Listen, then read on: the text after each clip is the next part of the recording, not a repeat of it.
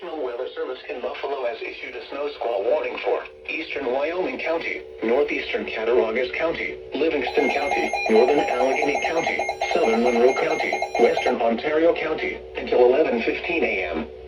At 10:13 a.m., a dangerous snow squall was located along a line extending from near Caledonia to 6 miles south of Arcade, moving east at 30 miles per hour. Hazard: intense bursts of heavy snow. Gusty winds leading to blowing snow and rapidly falling visibility. Wind gusts up to 35 miles per hour. Source: radar indicated. Impact: travel will become difficult and potentially dangerous within minutes. This includes the following highways: Interstate 390 between exits 4 and 11. Interstate 90 between exits 44 and 46. Interstate 86 near exit 33. Locations impacted include Geneseo, Dansville, Lettsworth State Park, Perry, Warsaw, Avon, Mount Morris, Victor, Honeoye Falls, and Conesus. Slow down.